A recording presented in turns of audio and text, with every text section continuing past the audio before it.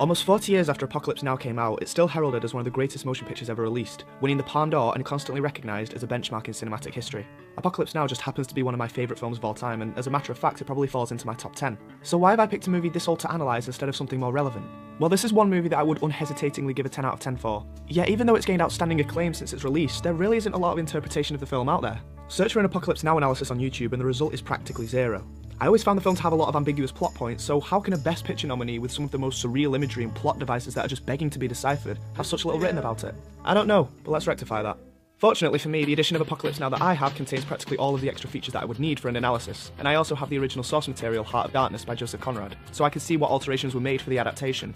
Although I will say that my analysis will consist of looking at the original 1979 theatrical release and not the Redux version. I'm doing this because the way that I read the film, I don't necessarily think that the Redux version adds any vital scenes or themes to this interpretation. I get why those scenes were added, but I never thought that they were imperative to tell the story that they wanted to tell. It's unfortunate because there are some elements of Redux I really like, but now because of it, I don't think that a perfect version of Apocalypse Now exists. The best version is suspended in limbo between these two edits. Despite that, this does not detract from my enjoyment of the original work. There's a lot that I wanted to talk about in this analysis, and structuring it has been quite the challenge because I don't think that there is one sole theme that Apocalypse Now is about. We can see an undercurrent of themes that are present in the movie, but it seems to be about so much more. It's about the destruction of people's morals, it comments on the way that America operated during Vietnam, as well as the confused values that America pushed upon the world. It's about war, it's about people. So I think the best way to begin this analysis is outline the main foundation for what it is that I'm looking at in Apocalypse Now. It's quite the unorthodox war movie because it's not absolutely about the Vietnam War. As it progresses, it goes into this dreamlike hazy tale of inner torment. The main things that I'll be looking at and analysing are the characters and the story. What's really going on in Apocalypse Now? Because a story with this much ambiguity will need some clarification for what exactly it is that I personally read from it. We've got a lot to get through, so let me summarise my main interpretation of this film. The basic narrative of Apocalypse Now is the story of Captain Willard travelling up the Nung River to assassinate the rogue Colonel Kurtz. The majority of time spent with our characters is spent travelling up this river, and the main interpretation of this in both Apocalypse Now and the original novel is that it's a metaphor for descent into madness. Sure, this is definitely a vital element that I too see in Apocalypse Now, however I don't think that it's in fact the central theme of the story, although it is crucial to understanding the film. I think a more appropriate description of the river is that it's a reflection of the character's inner journey, showing us the indoctrination of evil. And the journey shows us that the way this is achieved is through the movie's main theme, dehumanization. There are 3 major stops along the river, and each stop represents a step in planting a new type of evil to the characters, as well as furthering the dehumanization that the war has brought. The first stop is with Lieutenant Colonel Kilgore. This step demonstrates the love of war, and the dehumanization is of the enemy. Stop number 2 is the USO show at Hao Fat, where we see the loss of morality, as well as the dehumanization of the innocent. The final stop before Kurtz is Do Lung Bridge, showing us madness. In other words, the dehumanization of oneself. Each of these points are completely consumed by that step's byproduct of evil. You can either let yourself be consumed by evil, or you can carry on and see where it takes you. This is the most symbolic aspect of our characters travelling upstream. Now, there are only 2 characters who at the start of the film have completely experienced all tiers of dehumanization without being completely consumed by its byproducts, and that is Kurtz and Willard. We'll look deeper into Willard and see that he certainly possesses traces of a war addiction, lack of good morals and a degree of insanity, but not to the point where he has been completely overwhelmed by these traits as the characters we meet along the way are. And the same can be said of Kurtz. You see, Kurtz and Willard are 2 sides of the same coin. They both share a common ground in that they have experienced all the planes of evil and completely dehumanized all facets of humanity. Because of this, they have the exact same ideas as one another, but more importantly, hold the same evil. This leads us to the symbolic underlying story of Apocalypse Now. Willard is travelling to meet Kurtz because they are the only people that have dehumanized the enemy, the innocent, and themselves without succumbing to madness. And the reason for this is because the prime conflict between Willard and Kurtz is for who obtains the Heart of Darkness. I'm aware that that's a lot to take in and accept right now, so allow me to adapt on all of this, and then I'll offer some examples that work with this interpretation. It's a very specific way that I've looked at this movie, and you could argue that what this video is deciphering another symbolic plot within the main narrative of the movie. You may disagree with everything that I have to say, but this is simply my reading of the film, because I think there is more to Apocalypse Now than most people think. It's just a case of reading between the lines. So let's begin this analysis by looking at how dehumanization and evil take its course. As stated, the first stop that the boat makes shows us the first stage of evil, the love of war. This is the longest segment of the film, aside from the ending, and thus will be the longest part of this analysis. Our characters pull up on the shore, and what a first impression this must have been for PBR Street Gang. Their escorts were supposed to have been 30 miles upstream, but they just couldn't help themselves from wreaking havoc upon a new area. Immediately, this is a clear indicator to the action-hunting men that we are about to encounter. Their love of war seems evident from the get-go.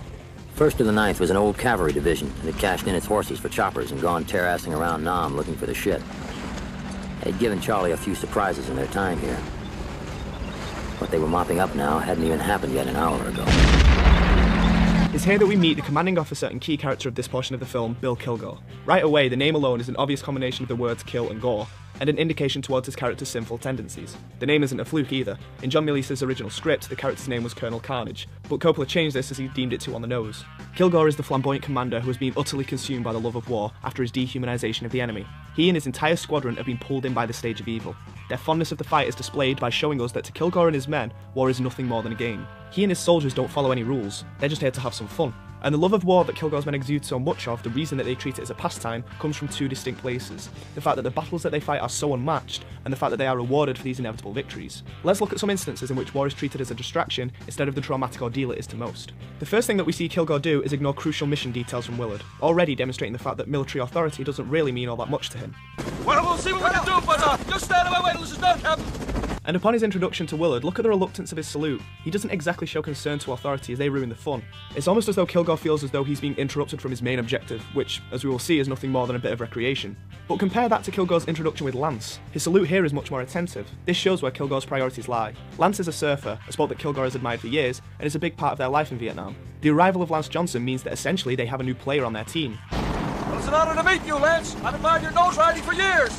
I like your cutback too, and again, the best cutback there is. Hey, thank you, sir. Well, you cut out the surcraft, Lance. I'm Bill Kilgore. I'm a goofy foot. This guy with you? Kilgore is especially vigilant when it comes to Lance because he improves the quality of their leisure time, the most important thing to Kilgore. And let's not forget, Kilgore is a lieutenant colonel, a very high-ranking officer, yet he's honoured to meet a surfer. You'd think for a leader that has probably received tons of military honours prior to this, it would take a lot to impress the man. Yet the man deals in recreation, and Lance is a star addition to him. Remember, it's the reward that Kilgore seeks. We do a lot of surfing around here, Lance. I like to finish operations early. We see time and time again how he abuses military authority just so that he can play. Not too many decorated colonels would appreciate the notion of being known as the guy who flies surfboards in, but to Kilgore, that's what war is. Look at the scene and how he once again disregards any military regulation, as well as the safety of his men in order to go surfing, even further highlighting the idea of war as a game. It's really hairy in there, sir. That's where we lost McDonald. They shot the hell out of us there. That's Charlie's point. We may not be able to get the boat in. The draft at the mouth of that river may be too shallow. He's told numerous times about the dangers at the drop-off point, but as soon as he hears it could be a good surf point... Now we'll pick your boat up and put it down like a baby right where you want it. First of the night, air calves, son. Air move. Does the war even matter to this man? After Willard introduces himself, Kilgore proceeds to walk amongst the dead and deal out death cards. Again, the comparisons to fun diversions can't be ignored here. This image of Kilgore throwing cards on the corpses appears awfully similar to a casino dealer dealing out to the players, thus furthering the idea that Kilgore's perception of war is nothing but a game. His love of war has blinded him so much that he sees no negative sides to the idea of it, and he can't comprehend the consequences that war will bring. This shot shows that it's players against the house, but he is unable to see the repercussions for when the players lose because, as always, the house has the advantage. It's a subtle visual hint of the ease in which he's able to command victories on the battlefield, which we'll see more evidence of. So how is it that a character like Kilgore can get so much gratification from war and live with his actions? Well, it's because to Kilgore, war can only lead to good things. It's a very valiant and noble concept in his eyes. The justification for his actions is that he has convinced himself that he's doing it for the good of the world. Whilst he unenthusiastically escorts the civilians, in the background we hear a voice. We are here to extend a welcome hand to those of you who would like to return to the arms of the South Vietnamese government. This voice seems as though it's in the mind of Kilgore himself. It's very faint, but it's just loud enough that Kilgore could hear it, as though he's forcing a reason upon all this mayhem. Without that, how could they live with their actions? At this first stop, we do in fact see signs of the soldiers assisting the locals. We see Red Cross helicopters, evacuation vehicles, and medics helping with injuries. This leads me to infer that at this stage, although Kilgore's men have removed any shred of humanity from the enemy, they still understand the plight of the innocent. Yet it's their war-hungry nature that has blinded them, because let's not forget that they were the cause of all this in the first place. Kilgore and his men convince themselves that they are these great protectors, when in fact they're predators. The first thing that Willard sees when he steps off the boat is a tank decorated as a shark ploughing into a straw house, a perfect visual metaphor for the kind of battles that Kilgore finds himself in. Kilgore isn't in a fight, he's in a massacre. His battalion loves war because they get to save the world, or so they think, but primarily they get to have a party while doing so. They don't carry out their missions because of any moral responsibility, but because of the reward at the end. Every act of violence that we see here is rewarded with a treat, whether it's a beach party, surfing, or other awards. Hey, what a shot! Outstanding, red team, outstanding. Get your case of beer for that. This almost Pavlovian conditioning is a way of Kilgore instilling his philosophy on his men.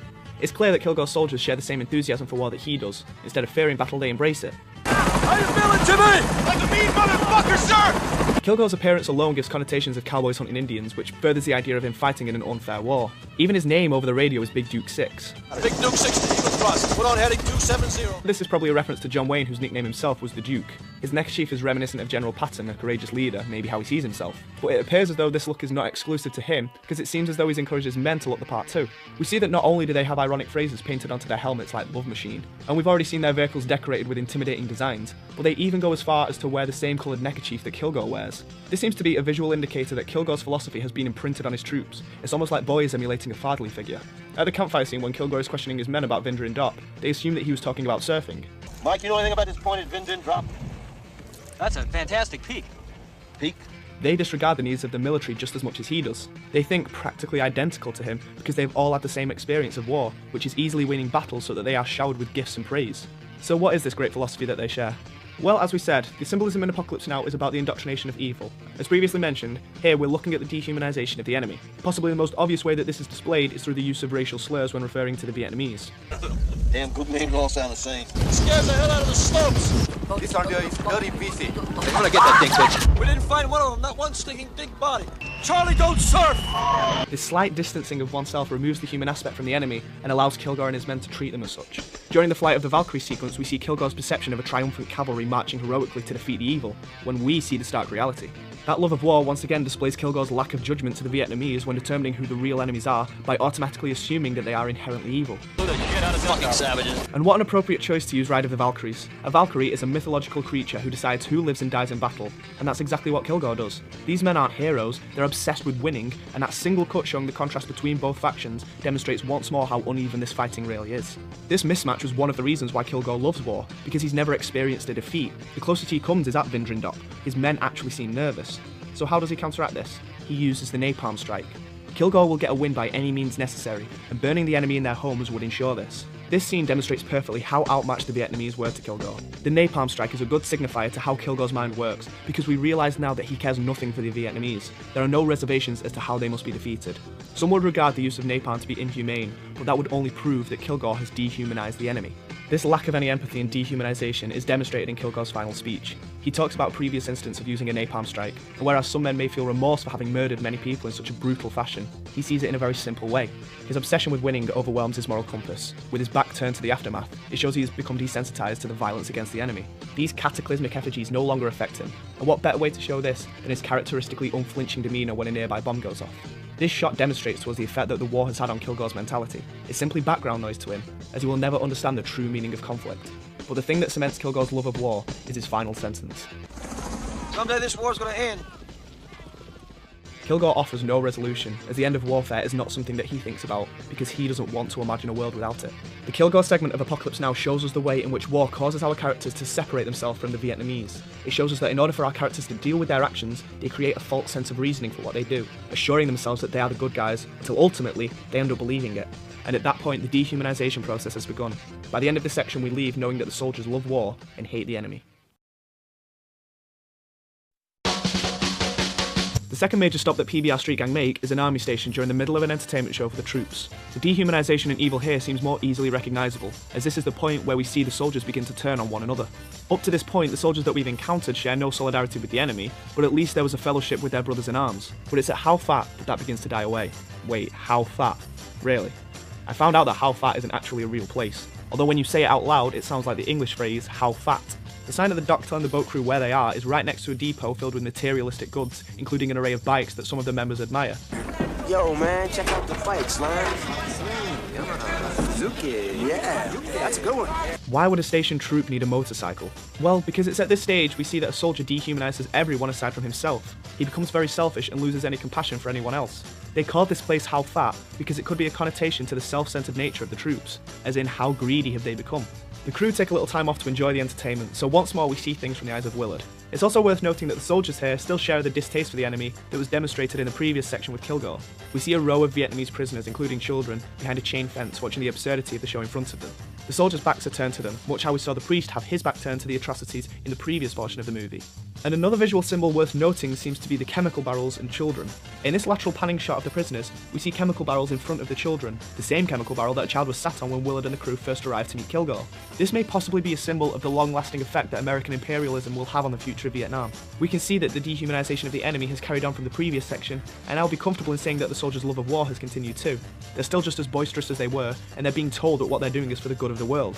But back with the crew, everything starts off as one would expect, but as the USO show goes along, fights break out in the crowd, and we see soldiers clamour over one another to get to the Playboy bunnies. It's at this point we realise that the soldiers have lost all empathy with everyone but themselves. This was the second step of dehumanization, dehumanizing the innocent. It's here where the soldiers demonstrate a lack of any sort of camaraderie to anyone at the show.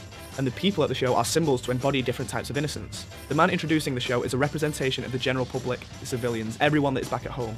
He acts as a spokesman for the US, thanking the soldiers for their valour, and addresses every single faction of the army. Hello all you paratroopers out there! And the Marines! And the sailors! We want to let you know we're proud of you because we know how tough and how hard it's been! He can also be seen as a representative for the president, as the way he leaves the show is very similar to the famous Richard Nixon victory image. The bunnies, on the other hand, represent their idols and their heroes. We see them plastered all over the walls around the USO show, and the soldiers treat them with the same fanatic craze as any person obsessed with their icons. We see the men holding up their centerfolds, pleading for autographs. Cleen blows a kiss to them, and there's a sign of someone saying "Hi Sandra," attempting to get her attention. So here, the Playboy affiliates illustrate the group of people that the soldiers aim to protect and are looked upon by them as inspirational figures, as well as those that they are enamored with. This group represents all those people not involved with the war, the everyday civilian. But the soldiers put them all at risk. Yet not only are the soldiers so quick to put them in danger, but they do so at the risk of other soldiers too. It's showing us the soldiers' lack of thought for anyone but themselves, that they would be willing to put anyone at risk if it means that they get instant gratification, however that may be. Say what you want about Kilgore and the way he and his men operated, but I couldn't see his men doing this. They may have lost touch with the enemy, but at least they thought they were helping the world and did so by looking out for one another. The soldiers that have reached this point can now only humanise themselves. They are now the only thing that they care about.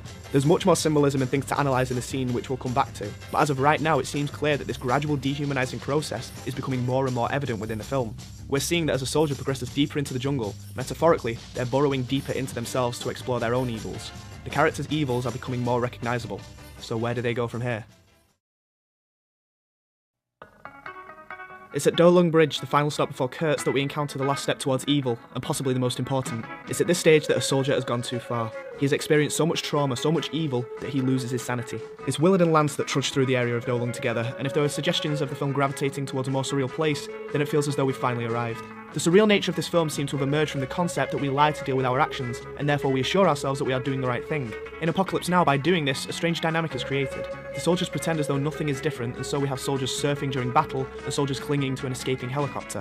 But everything about Do Lung is off-kilter. Nothing here makes sense. As soon as we arrive, we're greeted with soldiers behaving nothing like the soldiers that we've seen before. These soldiers are panicking and have become irrational, jumping into the river with suitcases, screaming to be let on board. This will be all that we need to see to determine that these men have lost grip with their own sanity, the final stage of dehumanization. Madness is the key theme at Do Lung, and as we watch Willard and Lance walk toward the bunker, the backdrop literally looks like a circus tent. We see multicoloured fairy lights inside the bunker too, which adds to this puzzling dynamic. Even the music as Lance and Willard walk towards the bunker sounds something that one may hear at a carnival.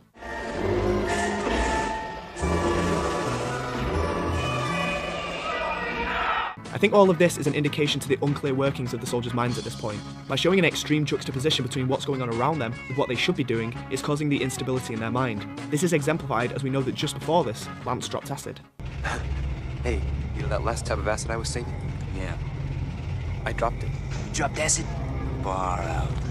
We see him on top of the bunker taking in his environment as an almost spiritual experience. This shot is demonstrating that Lance's hallucinogenic trip is being projected externally. Everything we see in the scene seems to amplify the surreal nature because we've arrived at a setting whose whole purpose is to show that we've lost purpose. This territory is just as insane as Lance's, and perhaps the suggestion here is that the conditions are what's causing the soldiers to lose their minds. And if we need any evidence that these surroundings do in fact affect the troops' mental state, all you have to do is look at the people that are stationed in this area. Willard and Lance arrive at the bridge to be greeted with the vacant stares of four men that seem completely unfazed that two strangers are moving through their bunker. There's the manic reactions of the machine gunner and the obedience and ambiguity of Roach. The soldiers here seem to be trapped in some sort of trance. An indicator of this is the Jimi Hendrix music played in the background, an artist whose music was heavily inspired and linked with the psychedelic. These men are crazed, living in a land of psychedelia. I like the idea that possibly one of the men in the bunker is in fact the commanding officer. After all, Willard was told that this part of the bunker is where he'd find him. My interpretation is that Roach was in fact the original commanding officer, which would explain his infamous answer to Willard. Do you know who's in command here? Yeah. Roach, as the officer, would have seen a lot more horror than the lower-ranking officers. Therefore, he's had time to process his situation and accept his madness. But the insanity that has sunk into all the troops has led to this dehumanization of all humanity. First we had the enemy, then the innocent, and now themselves. Not knowing who the commanding officer is showing that everyone is indistinguishable from one another. So why would they know who the CO really is? As this was the final stopping point before Kurtz, we should assume that these soldiers have carried over their evils from their previous stops. If we look at the machine gunner, look how much hate he spews when dealing with the trapped soldier.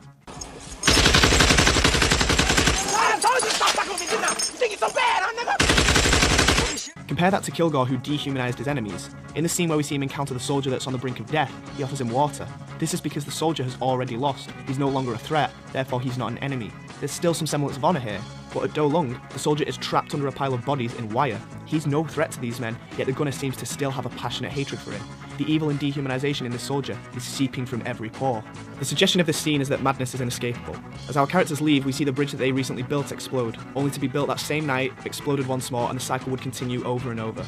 It's during this sequence that we realise a soldier has journeyed too far into their innermost evil, that they have dehumanized the human race. They care nothing for their enemies, their compatriots, and now themselves. That is the summary of the dehumanization process, and the evil that a soldier traverses in this film's universe. But the river doesn't stop here, it flows straight into the heart of darkness. So although the vast majority of soldiers succumb to madness, there are but a few that are willing to go even further.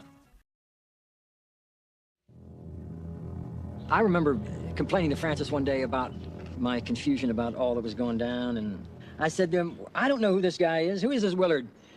And Francis just looked me square in the eye and he said, he's you.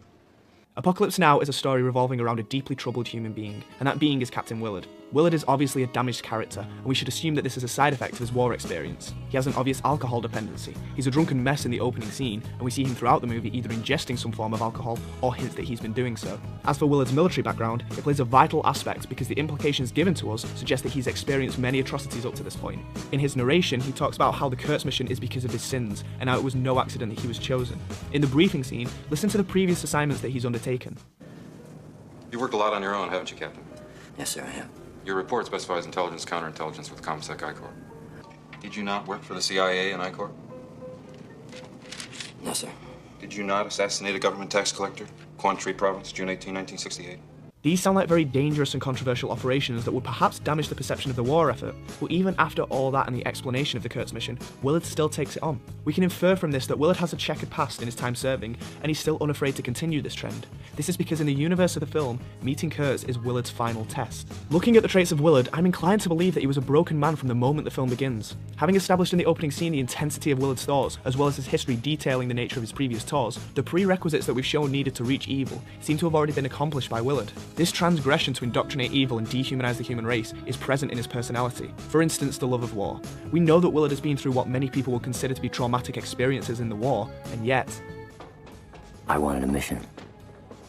And for my sins, they gave me one. Regardless of everything that he's been through, he still yearns to fight. He even accepts the Kurtz mission, and as a captain, you'd think he would have the opportunity to turn this down. As for the loss of morality, I don't think anything shows us better than Willard shooting the innocent woman on the boat. Says Captain. Ah!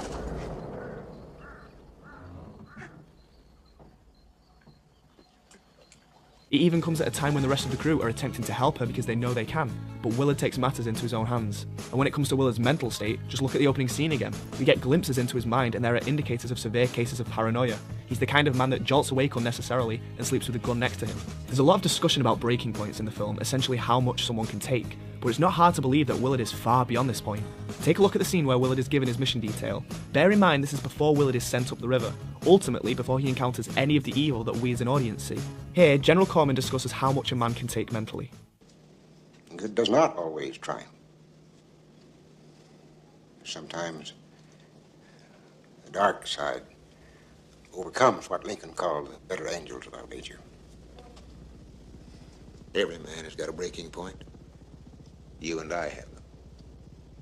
He discusses breaking points, and yet the camera lingers on Willard at this specific point. It's not like the scene is played out with long shots of Willard prior to this. Is the film trying to suggest that Willard is in fact an example of a man beyond his breaking point? I think it's safe to say that Willard has traversed all the stages of evil, and if that's the case, we can assume that he's also gone through the dehumanization process. He's dehumanized all of humanity to the point where he shares no empathy or solidarity with anyone. Throughout the film, Willard makes no attempt to improve his perception amongst others because he simply doesn't care about people at all, especially what they think. He constantly ostracizes himself from groups or is framed in a very lonely manner. At every stop, Willard is shown in some way to disassociate himself with the group. At the beach party with Kilgore, every person is framed with at least one other person, except for Willard. While everyone surrounds themselves with friends, he surrounds himself with his own vessel of comfort. At the USO show, Street Gang get in the crowd with the other soldiers joining in the festivities, but Willard, once again, is off on his own, bottle in hand. And at Dolong Bridge, Willard wanted to inspect on his own, if not for Lan saying that he'd join him. Somebody go with him. Yeah, I'll go. I want to go. Even on the boat, Willard buries his head in Kurtz's dossier, his examination all taking place tucked away in his quarters away from the rest of the crew. There even comes a point in the movie where Willard is about to leave Chef and Lance to continue his mission on his own. No, wait, we go together. On the boat. We'll go with you. We'll go up there, but on the boat. Okay? Why is Willard so desperate to separate himself from the group? Well, let's take a quick look at another element of Willard's personality before we divulge into the purpose of this. I'm sure this will all make sense eventually. See, not only does Willard's dehumanization cause Willard to isolate himself, but it's also desensitized him to all acts of horror. Willard is a very stoic character because of this disconnect with humanity that he's developed over the course of his time in Vietnam. He's unaffected by any violence he encounters. He goes along with Kilgore's mayhem without batting an eyelid, and when the USO show gets out of hand, he's nothing more than a bystander. Willard is an overall very passive character, and I think this is demonstrated very well in the helicopter assault. Compare the shot showing the men's emotional states just from their faces. Excitement, fear, anxiety. Nothing. This war has zero effect on this man anymore. You see, Martin Sheen's emotionless performance didn't arise by sheer chance. For the first week of filming, Sheen wasn't the lead role, Harvey Keitel was. But Coppola changed his decision as he wanted an actor that, to quote, observed. He wanted someone that forced the audience to look at something instead of at the actor. So why is this important? What relevancy did these attributes of Willard have, and what information does Willard's dehumanization process attain? Well, in my opinion, this understanding of Willard is integral to explaining why he does what he does. It's the entire purpose of the story, and it also emphasizes some key scenes that solidify this interpretation. Because as I said, I think that Willard's task is not to assassinate a madman, it's a test to see if he is worthy of the Heart of Darkness. This may seem a tad confusing, but hear me out. I think it's about time I explain. All the leaves are gone.